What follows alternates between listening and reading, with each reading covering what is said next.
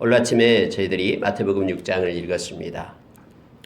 다른 때는 2장, 3장을 읽습니다만은 특히 산상수훈에 가서는 내용이 너무나 묵상할 내용이 많고요. 또 우리 가운데 은혜를 끼치는 말씀들이 많아서 오늘은 한 장을 가지고 하나님께 은혜를 나누고 또 말씀이 우리에게 지금 지시하고 명령하고 또 깨우쳐주는 것을 우리의 마음에 새기고 삶 가운데 우리가 그 말씀을 따라 살고 실천하기를 원합니다. 여러분, 예수님께서는 산에 오르사 자기에게 나오는 무리들을 향해서, 제자들을 향해서 말씀을 가르칩니다. 그래서 산상수훈은 복음 중에 복음이다라고 말을 합니다. 왜냐하면 예수님께서 다른 그러한 복의 가치를 가르치고 또 마음의 변화를 가르치고 또 이제는 오늘 6장에서는요 이 관점의 변화를 말하고 있습니다. 더 나은 의를 가진 사람들의 모습이 어떠해야 되는가를 계속해서 우리 주님은 가르쳐주고 있는 것입니다. 우리가 빌립보서 3장에 보면은 우리가 비록 이 세상에서 살지만은 우리는 이 세상에 속한 자가 아니라 하나님 나라의 시민권을 가진 자라고 말합니다. 그러면은 하나님의 자녀로서의 정체성을 가지고 이 땅에서 어떻게 살아가야 될 것인가를 우리 주님은 가르치고 있는 거예요. 그 말씀이 특히 오늘 6장에서는요. 우리가 보는 눈, 관점, 이 관점이 달라야 된다라고 세상 사람들이 보는 그러한 관점과 하나님의 백성이 보는 관점은 달라야 됨을 오늘 말씀은 우리에게 가르칩니다. 여러분, 이 관점은 중요합니다. 저와 여러분은 하나님의 관점으로 모든 사물을 보고 물질을 보고 인생을 보고 세계를 보는 그런 모습이 우리 가운데 있어야 됨을 알게 합니다. 그래서 우리가 사회 속에서 우리가 말을 많이 합니다. 인생관이 어쩌고 세계관이 어쩌고 또 하나님을 보는 신관이 어쩌고 인간을 보는 인간관 여러 가지 것들을 말합니다. 이 관을 붙이는 것은 관점을 얘기합니다. 오늘 말씀 속에서 하나님은 우리가 어떤 눈으로 보아야 될지를 가르칩니다. 그것을 우리가 묵상하고 이제는 하나님께서 원하는 관점에서 사물을 보고 모든 것들을 바라보면서 하나님께 영광 돌리는 우리 인생이 되기를 간절히 소망합니다.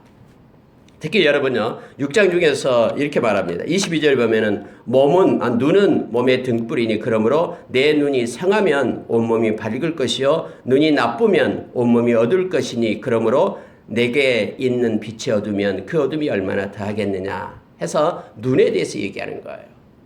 눈은 보는 것을 얘기하죠. 어떤 식으로 보느냐에 따라서 그의 몸이 달라진다라고 성경 말합니다. 성한 눈을 가질 것을 얘기합니다. 나쁜 눈이 아니라 성한 눈을 가질 것을 말합니다. 물론 이것은 우리 영의 눈을 얘기합니다. 영적인 눈을 가지고 사물을 바라보는 것입니다.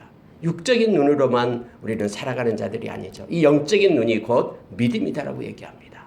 믿음의 눈을 가지고 살아가는 사람들은 하나님의 관점을 가지고 사는 자임을 말씀 속에서 우리가 깨닫게 됩니다. 그래서 여러분 이 6장에서는요 어떻게 볼 것인가가 나오고 있는 것입니다. 자, 우리가 세상에서 무슨 일을 행하든지 하나님의 눈으로 하나님의 관점 믿음의 눈으로 우리가 살 것을 말하고 있는데요. 가장 먼저 말하는 것이요 6장 1절 보시기 바랍니다.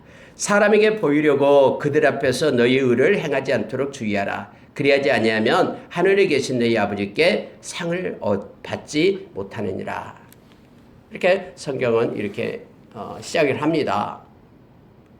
사람에게 보이려고 라는 것이 문제가 됩니다. 여러분 오늘 6장에서는요 가장 먼저 등장한 단어가 외식이라는 단어입니다. 우리가 외식 그러면은 또 위선, 겉과 속이 다르는 것을 얘기하죠. 근데 여러분 성경에서요 6장에서 말할 때 외식이라 할 때 외식하는 자는 하나님께서 벌을 주죠. 외식하는 자들이 처해야 될 벌을 받게 될 것이다. 여러분 마태복음 24장에 보면은요 주님이 오실 때 충성되게 일하는 자에게는 하나님께서 상을 주고 복을 줍니다. 그러나 게으르고 악한 자가 있다고 했죠. 그에게는 성경은 말하기를 그는 외식하는 자가 행하는 벌에 처하게 될 것이다라고 말합니다. 다시 말하면은 천국의 백성이 되지 못하고 심판을 받게 될 것임을 성경은 말하고 있는 거예요. 오늘 여러분 사람에게 보이려고 행하는 자가 있다라는 거예요. 사람에게 보이려고. 이게 외식이에요. 하이퍼크러시. 하이퍼크러시라는 이 외식하는 자를 말합니다. 그토록 우리 주님이 싫어했던 거예요. 우리 주님이 다음에도 말합니다마는 화 있을진저 외식하는 자여 하면서 바리새인들을 책망하는 내용이 나오잖아요. 회칠한 무덤 같은 자라고 얘기합니다.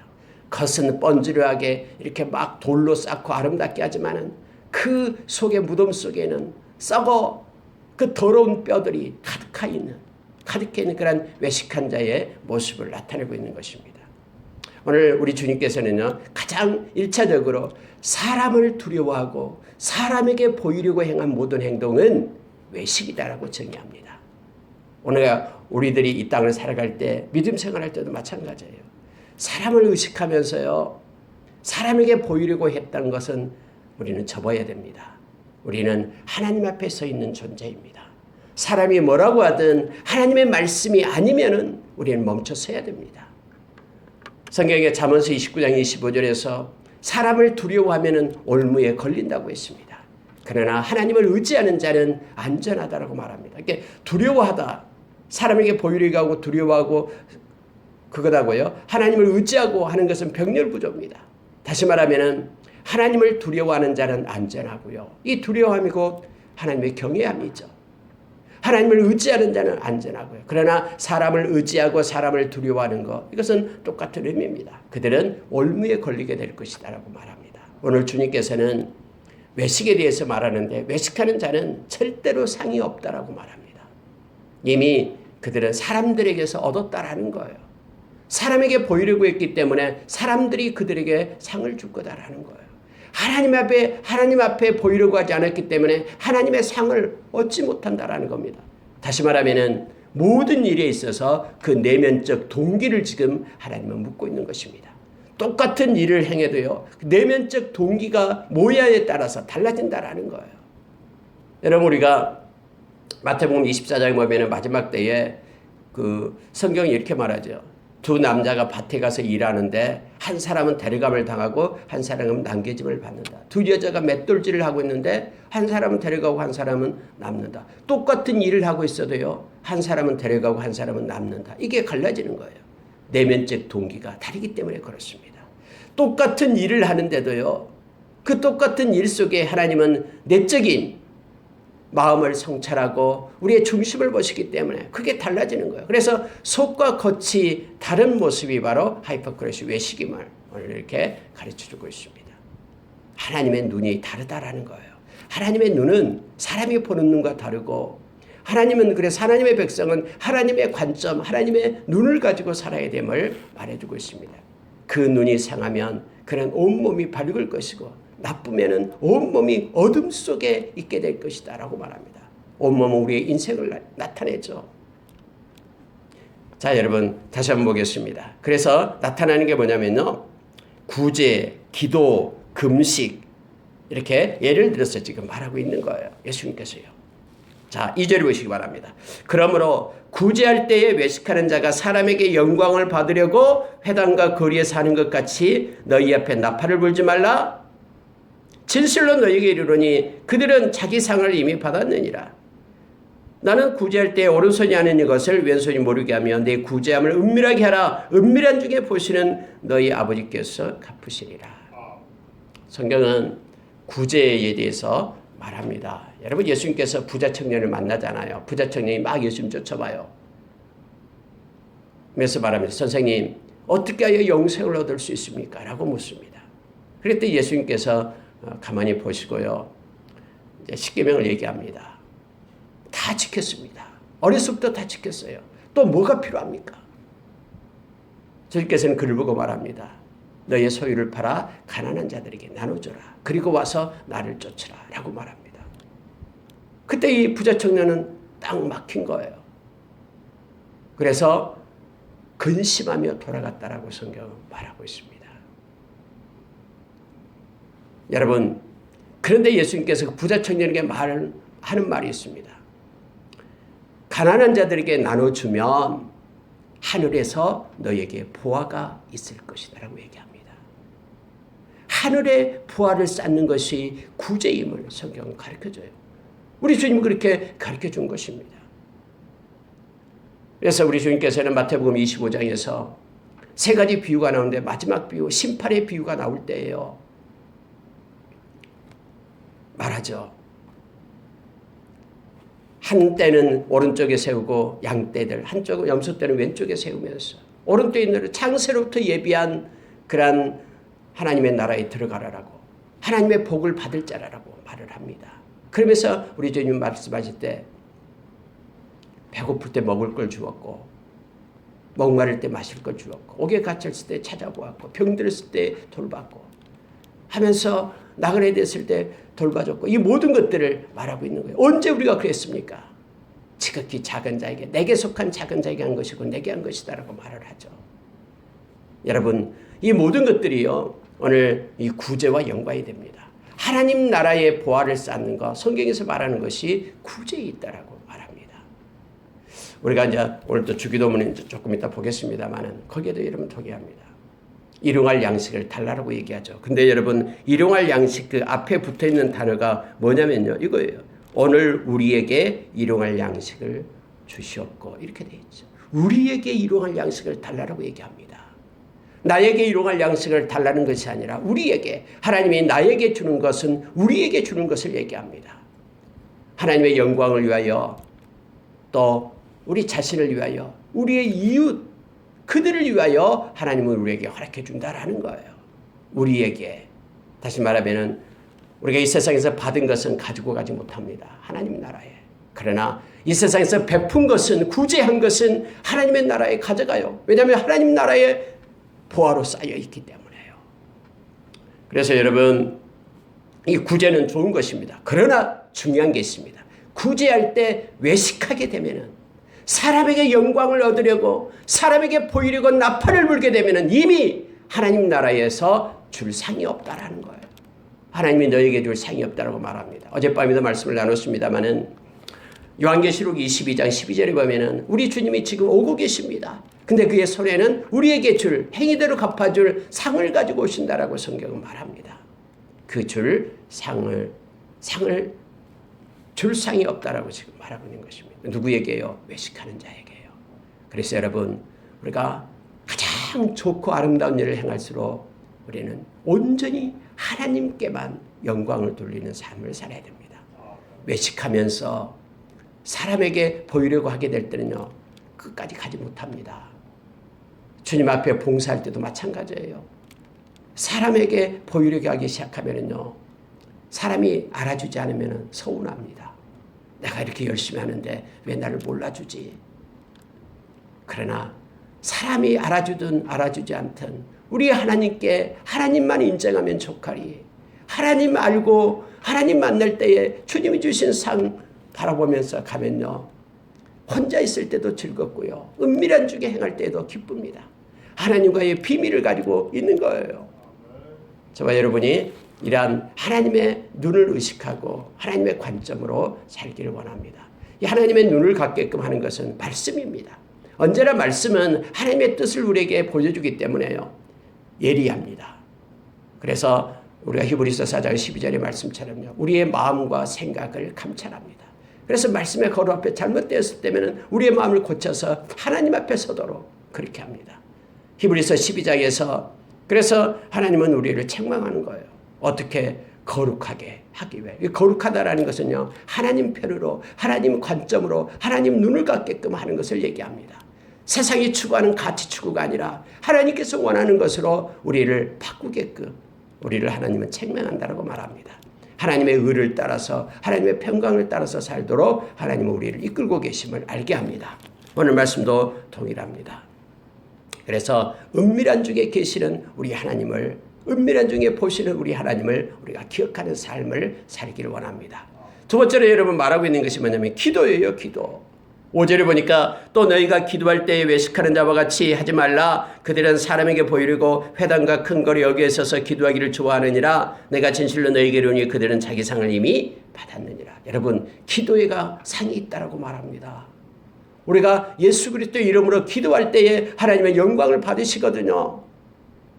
요한복음 14장 13절에서 성경은 이렇게 말해주고 있습니다. 14절에서는 내 이름으로 뭐든지 내게 구하면 내가 행하리라고 주님은 약속을 해주고 있죠. 우리가 진실로 하나님 앞에 엎드려 기도할 때요, 하나님의 영광 받으시고 우리에게는 상이 있어요. 왜냐하면 우리 주님 말씀하잖아요. 기도에 상이 있다라고 말합니다. 그런데 그 기도가 하나님께 드리는 기도여야 되는데 사람에게 드리는 기도가 되어버리면 그것은 꽝입니다. 이미 상을 받았다라고. 그 기도 응답되지 않는다라고. 여러분, 대상이 다른데요, 목적이 다르는데 그 기도 응답되겠습니까? 사람이 뭘 해줍니까? 그런데 사람에게 보이려고 무슨 기도를 합니까? 전능하신 하나님의 손이 움직여야지만이, 하나님에 위해서 말씀이 명령이 떨어져야지만이 이 땅에서 시행되잖아요. 그래서 우리는 하나님께 기도하는 자입니다. 사람이 많든 적든 하나님 앞에 기도하는 거예요.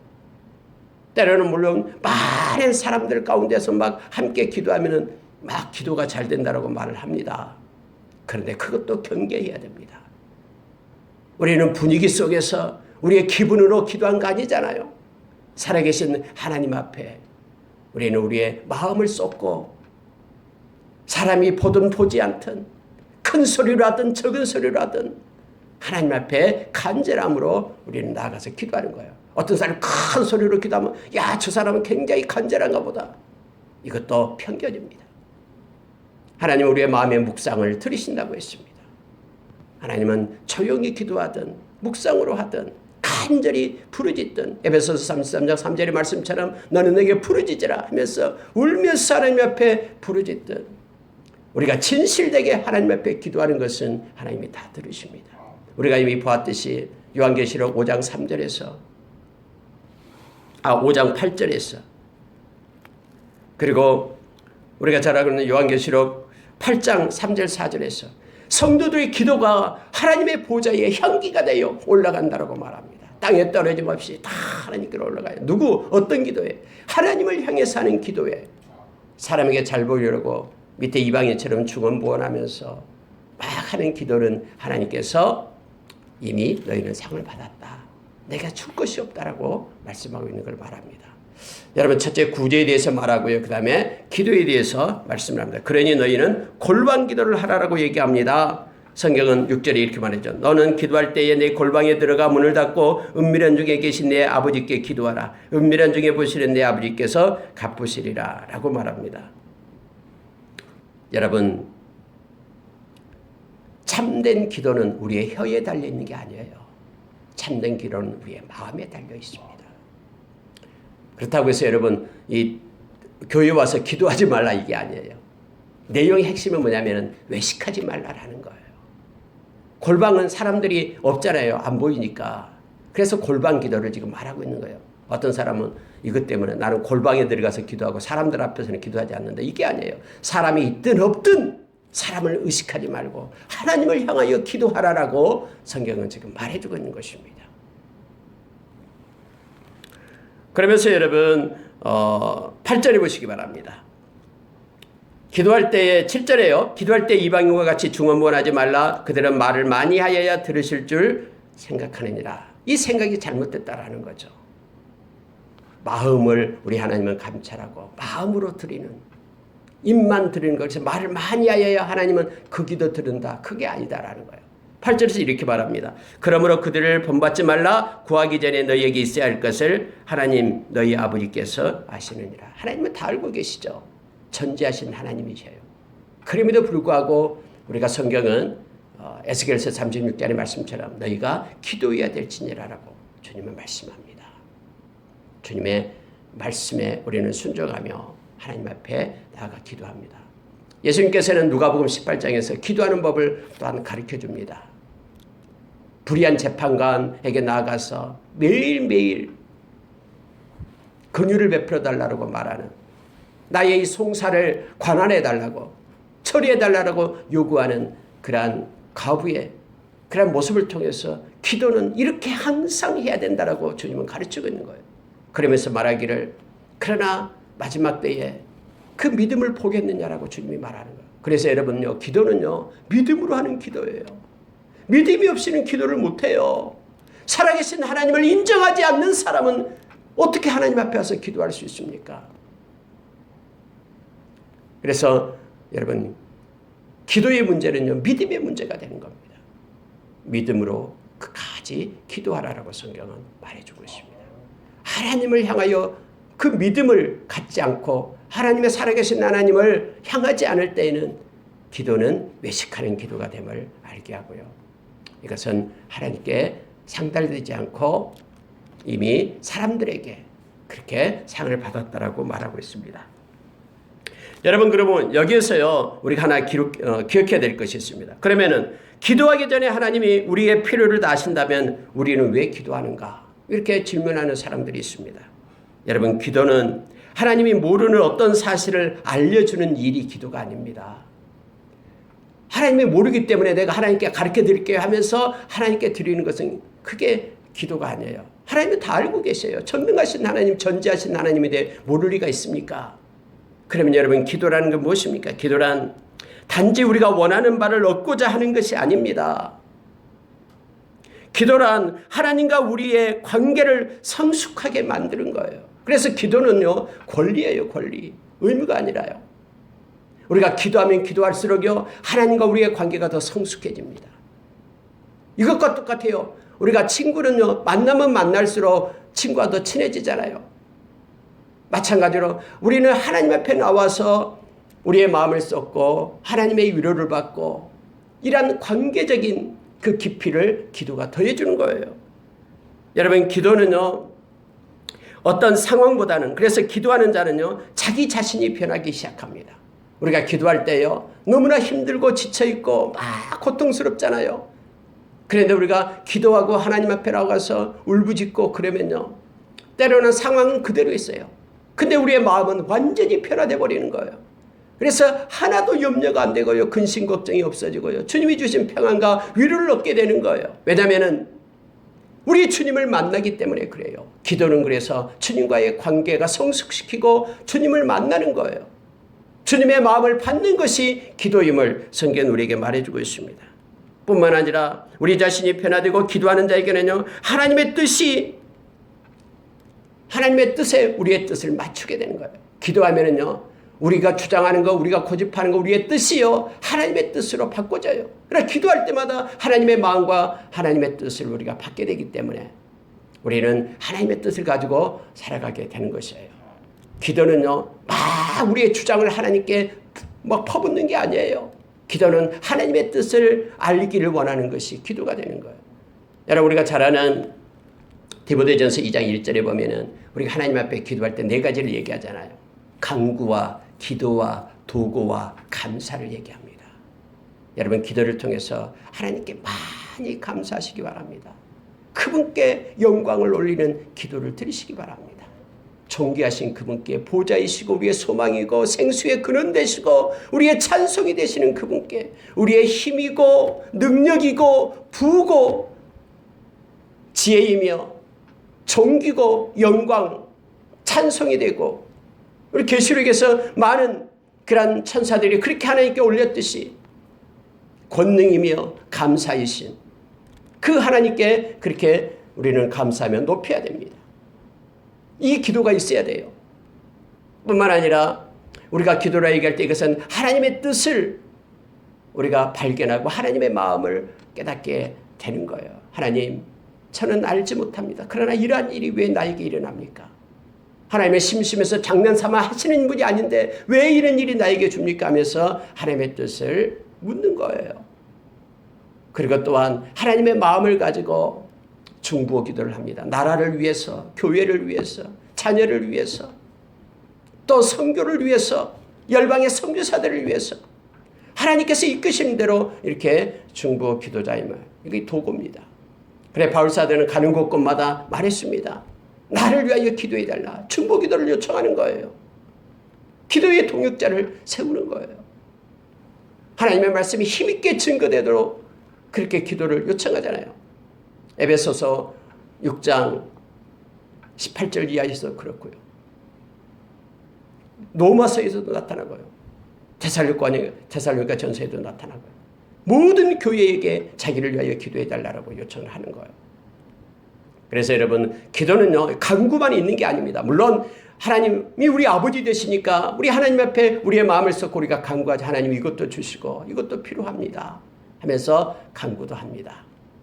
그 모든 것들을 그래서 하나님의 뜻에 맡기는 것이 기도죠. 하나님은 다 알고 계시기 때문에 어떤 사람들 기도할 필요가 없다고 얘기하는데 그건 잘못된 거예요. 우리는 기도할수록 하나님께 더 가까이 갑니다. 하나님의 마음을 알게 되고요. 하나님과 친밀함이 더해지고요. 그리고 우리 자신이 변화되기 시작합니다. 전능하신 그분 앞에 가기 때문에 그분의 거룩이 우리 가운데 흘러가게 되는 거예요. 동시에 우리의 기도 위에 하나님의 일에 우리 자신이 동참하게 됩니다. 하나님의 눈물을 알게 되고 하나님의 일이 어디서 일어나고 있는 것을 깨닫게 되고 그래서 그 하나님의 일에 우리가 기도하는 자는 동참하게 됨을 알게 합니다. 그래서 성경은요 8절에서 구하기 전에 너에게 있어야 될 것을 너희 하나님은 다 하신다. 그러니 진실되게 하나님 앞에 나아가 하나님의 뜻과 마음을 받고 또 변화되고 하나님의 친밀함이 더해지는 기도를 할 것을 요청합니다. 여러분 제자들이 원래 다른 성경에는 예수님께 우리에게도 기도를 좀 가르쳐 주세요 라고 질문을 합니다. 요청을 합니다. 그럴 때 예수님께서 기도를 가르쳐 주죠. 이게 우리가 말하는 주기도문, 주님이 가르쳐 준 기도입니다. 오늘 여러분 마태복음 6장 9절부터 13절까지 나타나는 주기도문입니다. 우리가 늘 주기도문을 합니다. 오늘 또 예배 마칠 때에 주기도문을 합니다만 이 주기도문에 대해서 잠깐 생각을 하고 묵상을 하고 넘어가겠습니다. 그러므로 너희는 이렇게 기도하라. 하늘에 계신 우리 아버지여 라고 시작을 합니다. 우리 아버지라고 말합니다. 하늘에 계신 우리 아버지, 이 공동체적인 것을 말하고 있습니다. 여러분 하나님은요 우리의 아버지입니다. 나의 아버지뿐만 아니라 저분의 아버지도 된다라는 거예요. 하나 아버지이기 때문에 우리는 예수 믿는 모든 형제자매를 사랑해야 됩니다. 예수님이 그렇기 때문에 서로 사랑하라라고 얘기했죠. 우리가 진짜 하나님을 믿고 있느냐, 살아계신 하나님을 믿고 있느냐, 그 시금석 중에 하나가 뭐냐면 예수님을 믿고 있느냐라는 것을 판단할 때 그 중에 하나가 뭐냐, 물론 하나님을 사랑하고 예수님을 사랑하는 마음이 있는가, 이게 결정적이죠. 그 마음이 없다 그러면 우리는 예수님을 믿고 있는 자가 아니에요. 우리 가운데 성령이 없습니다. 성령께서 로마서 5장 5절에서 우리 가운데 하나님의 사랑을 부어주시죠. 성령이 없는 사람은 그리스도인이 아니다라고 로마서 8장 9절에서 우리에게 말해주거든요. 근데 또 하나가 있습니다. 뭐냐면은 예수 믿는 사람을 만났을 때 너무너무 사랑스럽고 기쁘냐라는 거예요. 아무도 몰라도 처음 받는 사람이라도 예수 믿는 그것 때문에 너무나 행복하고 사랑하는 마음이 가느냐라는 겁니다. 주님은 서로 사랑하라고 말씀을 합니다. 왜냐하면 우리 아버지이기 때문에, 한 아버지이기 때문에, 같은 아버지이기 때문에 그래요. 그래서 그렇게 가르칩니다. 예수님께서는 하늘에 계신 우리 아버지, 하늘에 계시다라는 것은 존귀하고 고귀하다라는 걸 얘기합니다. 거룩함을 나타냅니다. 하나님은요 이 세상이 아닌 높은 곳에 계신, 처음부터 높은 곳에 계신 분이었습니다. 그분을 경외함으로 기도를 시작하게 하는 거예요. 하늘에 계신 우리 아버지요. 첫째가 아니라 7가지를 얘기합니다. 첫째가 말하는 게 뭐냐면요, 이름이 거룩히 여김을 받으시오며, 하나님은 거룩이십니다. 그리고 내가 거룩하니 너희도 거룩하라라고 말합니다. 여러분이 기도를 할 때마다 우리는 이걸 생각해야 돼요. 하나님의 이름이 나를 통해서 거룩히 여김을 받기를 원합니다. 이 기도인 거예요. 이름이 거룩히 여김을 받으시오며, 이 말은요, 하나님, 나를 통해서 하나님의 이름이 거룩해지기를 원합니다. 우리의 삶을 통해서 하나님이 존귀케 되고 거룩함 받기를 원하십니다. 두 번째 기도가 뭐냐면요, 지금 시간이 없기 때문에 짤막하게 하면서 나옵니다. 나라가 임하시오며, 이거예요. 하나님의 나라가 임하기를 기도하는 거예요. 여러분, 우리가 로마서 14장 17절 말씀, 하나님의 나라는 먹고 마시는 데 있지 않다라고 말합니다. 하나님의 나라는 성령 안에서 의와 평강과 희락이다라고 말합니다. 우리 주님이 오실 때 이미 하나님의 나라는 이 땅에 도래했습니다. 그래서 우리 주님이 말씀했습니다. 하나님의 나라는 여기 있다 저기 있는 것이 아니라 너희 마음속에 있다라고 우리에게 가르쳐주죠. 여러분, 이것을 우리가 기도해, 하나님, 나에게 하나님의 나라가 임하기를 원합니다. 성령 안에서 하나님의 의와 하나님의 평강과 하나님의 희락이 나의 마음 가운데 넘치고요. 우리의 가정에 하나님의 나라가 임하고 우리의 교회에 하나님의 나라가 임해서 성령 안에서 행하게 하여 주시고 하나님의 의를 따라 행하게 하여 주시고 하나님의 평강이 통치하고 하나님이 주신 희락으로 살기를 원합니다. 이 기도예요. 하나님의 나라가 임하기를 우리가 기도해야 됩니다. 세 번째는요. 뜻이 하늘에서 이루어진 것 같이 땅에서도 이루어지이다. 하나님의 뜻이 이 땅에 이루어지기를 원합니다. 여기서 여러분 우리 자신이 들어가는 하나님, 하나님의 뜻이 나를 통하여 이 땅에 이루어지기를 원합니다. 하나님의 뜻이 네 말씀이 나를 통해서 이 땅에 맺혀지기를 원합니다. 우리 교회를 통해서 우리 가정을 통해서 우리 자녀를 통해서 하나님의 그 놀라운 뜻이 하나님의 그 일이 성취되고 이루어지기를 원합니다. 이 기도예요. 여러분 근데 하나님의 뜻이 이루어지려면요. 순종이라는 통로를 사용하는 거예요. 하나님의 뜻은 우리가 순종할 때 순종하는 사람들을 통해서 이루어지는 거예요. 예수님이 죽기까지 순종하잖아요. 충성하잖아요. 그 놀라운 구원의 계획이 십자가의 죽기까지 충성함으로 순종하는 주님을 통해서 이 땅에 이루어졌고 저와 여러분이 구원을 받을 수 있었던 거예요. 빌립보서 2장 5절에서 10절에 나와 있는 말씀. 우리 주님께서 하나님과 본체입니다. 동등해요. 그런데 하늘의 보좌를 버리고 이 땅에 오셔서 죽기까지 충성을 해서 순종하는 주님을 통해서 저와 여러분이 구원받은 하나님의 뜻이 이루어진 거예요. 뜻이 하늘에서 이루어진 것 같이 땅에서도 이루어진다라는 것은요. 주님 제가 순종하겠습니다. 그러니 저를 통해서 하나님의 뜻이 이 땅에 이루어지기를 원합니다. 이 기도입니다.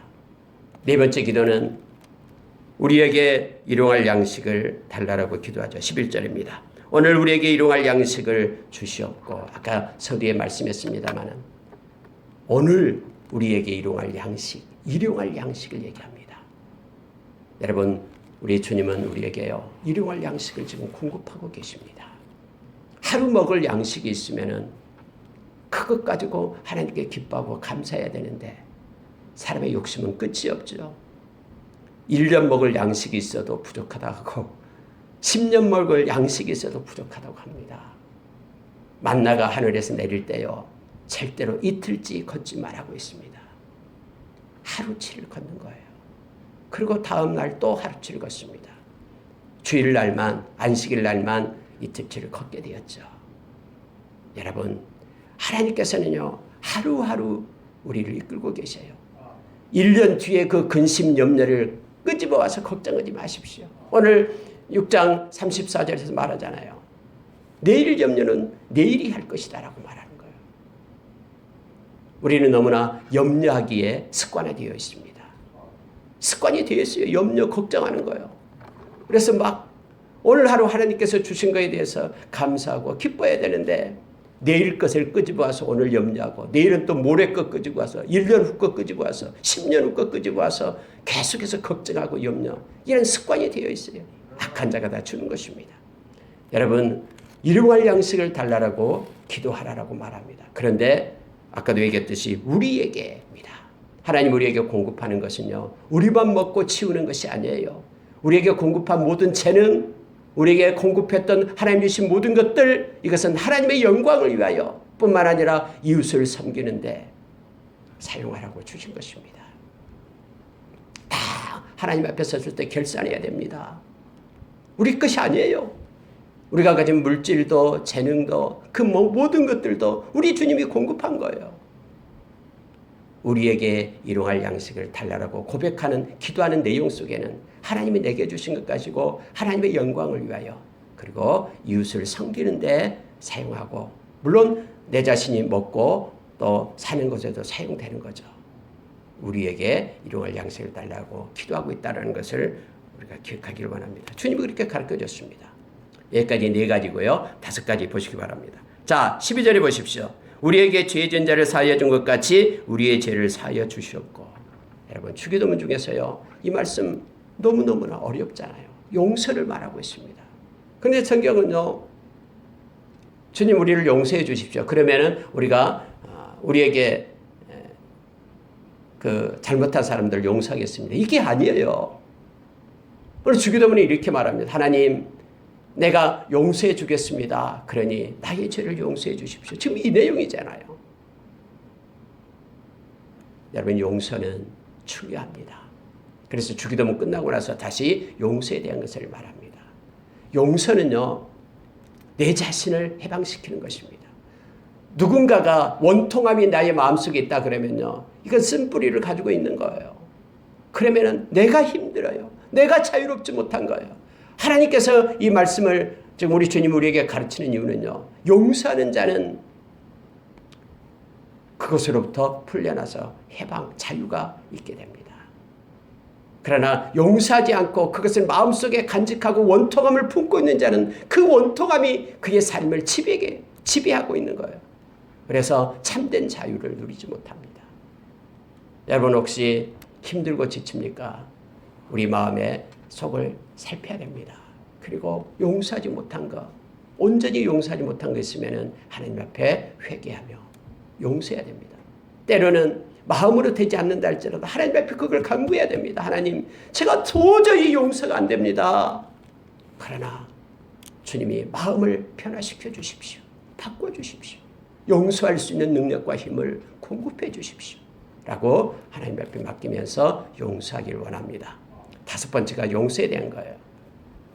여섯 번째는 여러분요, 시험에 들게 하지 마시옵고, 우리를 시험에 들게 하지 마시옵고 라고 말합니다. 유혹에 빠지지 않도록, 시험에 빠지지 않도록 지금 기도하고 있는 것입니다. 어떤 사람은 자기의 믿음이 강하다라고 얘기합니다.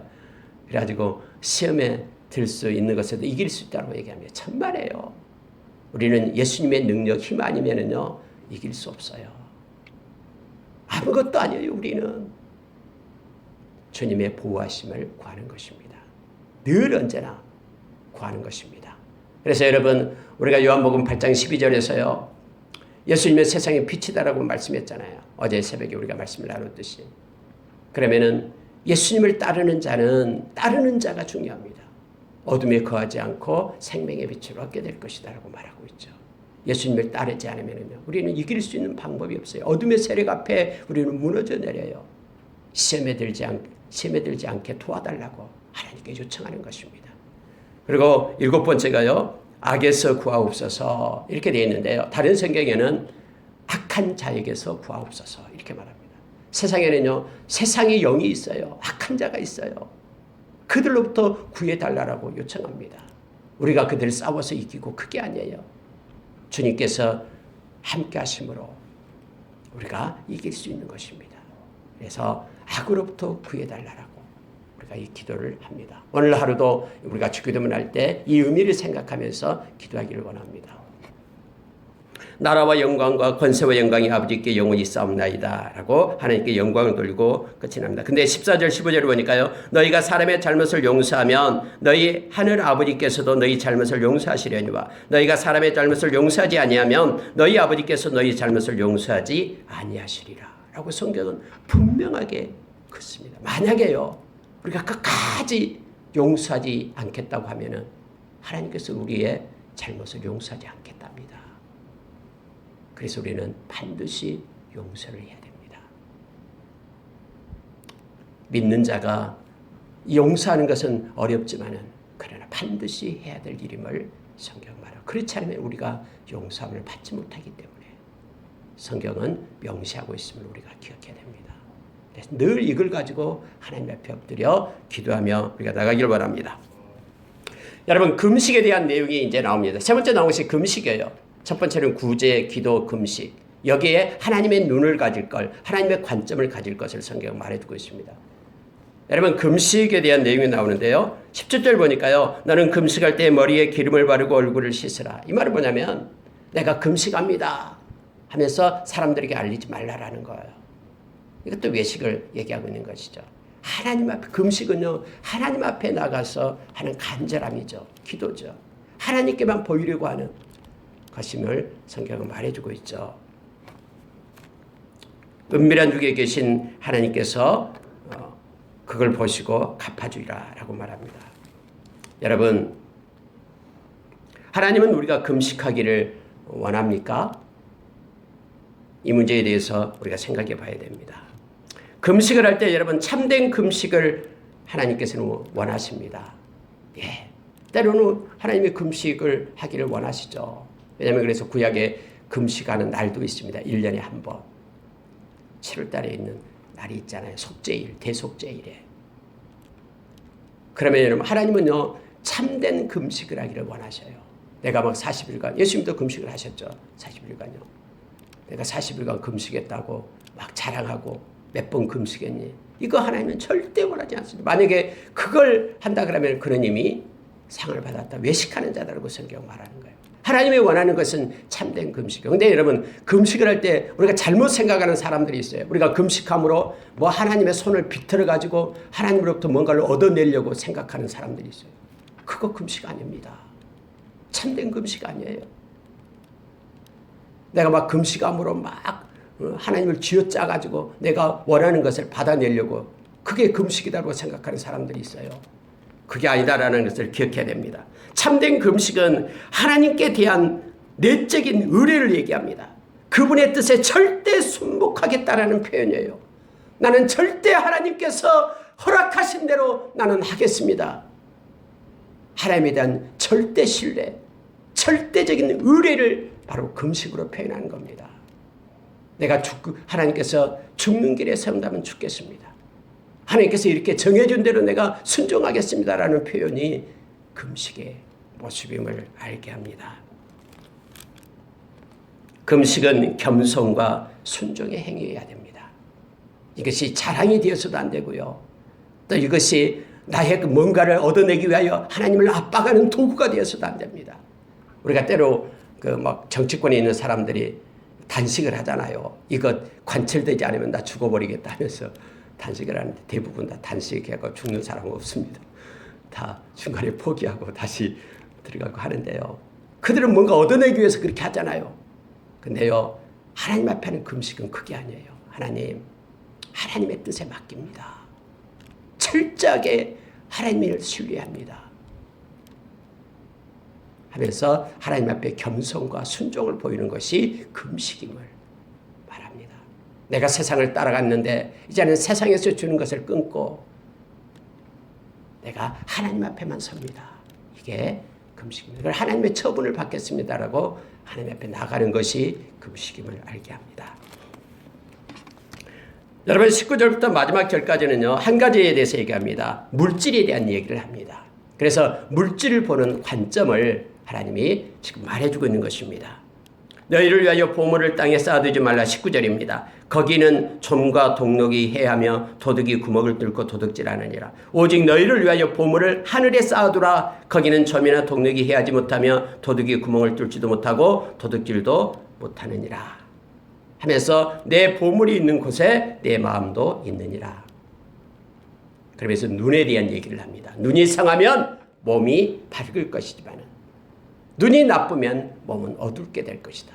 무슨 얘기를 하냐면요, 이 관점을 얘기하고 있는 거예요. 아까도 얘기했듯이 여러분, 물질에 대한 관점이 중요합니다. 만약에 우리가 물질을 대한 우리의 관점이, 물질을 보는 눈이 나쁘면은 그것이요 올무가 돼서 우리를 끌고 갑니다. 그리고 그것이 마치 하나님 노릇을 하는 거예요. 물질이 우리를 끌고 가고 만몬이 지금 끌고 가고 있는 거예요. 여러분, 교회도 이 물질 문제 때문에 어려움을 당하잖아요. 개인도 마찬가지입니다. 지금 계속해서 구제에 대해서, 기도에 대해서, 그리고 금식에 대해서 말하고 이제는 물질에 대해서 말을 하고 있는 거예요. 그러면서 6장 24절에 보십시오. 한 사람이 두 주인을 섬기지 못할 것이니 혹 이를 미워하고 저를 사랑하거나 혹 이를 중히 여기고 저를 경히 여김이라. 너희가 하나님과 재물을 겸하여 섬기지 못하느니라. 하면서요, 마치 물질이요 하나님 자리를 꿰차고요 우리의 삶을 좌지우지한다라는 거예요. 그러면 우리는 물질에 대한 눈은 어때야 되냐면요, 물질은 우리가 부리는 거예요. 물질은 섬김의 대상이 아니라 물질을 가지고 하나님을 섬기는 거예요. 근데 이것이 잘못돼가지고 세상의 만몬이요 막 끌고 다니는 거예요. 여러분 물질에 대한 내용은 여기뿐만 아니라 디모데전서 6장 6절부터 10절 또 17절부터 마지막 절까지 잘 나와 있습니다. 만약에 우리가 이 두 주인처럼 물질을 가지고 그것 때문에 얽매이게 된다 그러면요, 결국 믿음을 잃게 되고요, 떠나가게 됩니다. 성경이 그렇게 정해져 있어요. 하나님 되시는 물질을 섬기게 되기 때문에. 그러므로 너희는 하나님이 너희에게 주신 것에 대해서 자족하는 마음을 가져라라고 성경은 말합니다.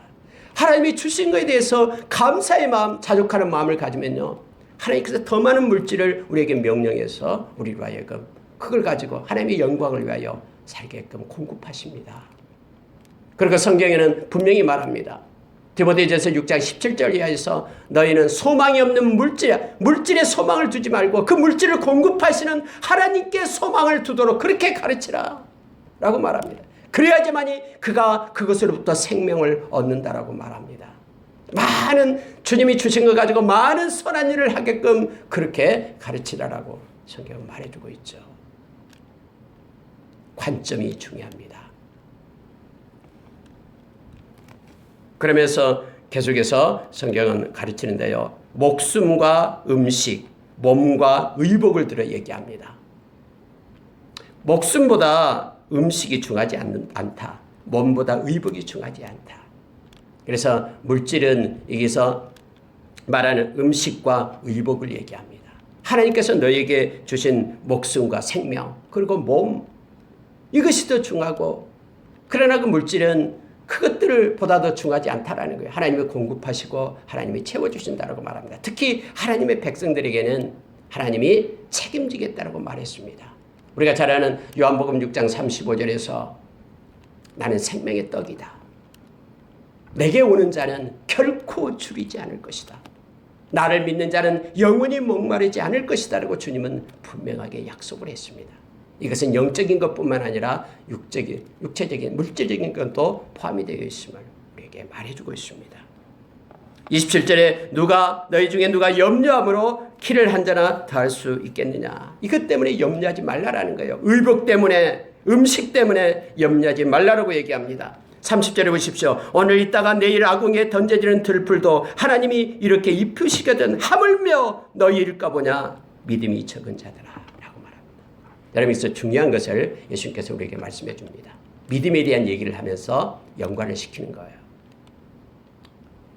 보는 관점을 말하고요, 믿음이 적은 자 올리고피스토이를 말하고 있습니다. 성경 마태복음에서는 이 단어가 5번 쓰입니다. 근데 여러분, 우리가 믿음이 약해지면요, 염려, 근심, 걱정이 우리를 끌고 가게 됩니다. 특히 물질에 대한 염려가 끌고 가게 돼요. 그러면서 우리로 하여금 믿음을 가져라라고 말합니다. 이게 믿음의 문제로 연결이 되는 거예요.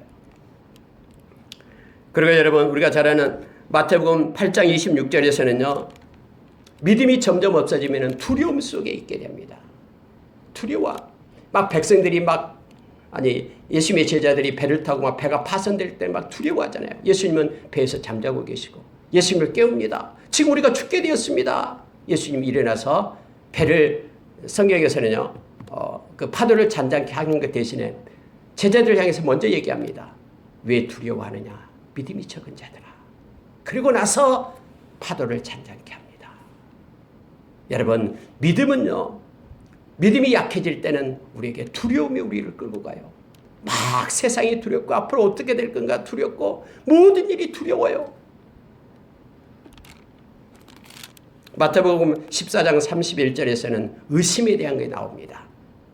베드로가 물 위를 걷다가 예수님이 걸어와라니까 물 위를 걷잖아요. 근데 파도를 보고 잠깐 예수님을 바라보지 않으니까 막 몸이 물에 빠지니까 예수님이 손을 내밀어서 건져주잖아요. 그러면서 하는 얘기가 믿음이 적은 자야, 왜 의심했느냐 라고 말하는 거예요. 믿음이 점점 약해지면요, 의심이 스물스물 우리에게 들어와요. 하나님의 말씀이 때로는 믿어지지도 않아요. 천국이 믿어지지도 않는 거예요. 하나님께서 우리를 붙잡고 끝까지 함께 하신다는 이 말씀마저도 내게는 막 소멸되는 거예요.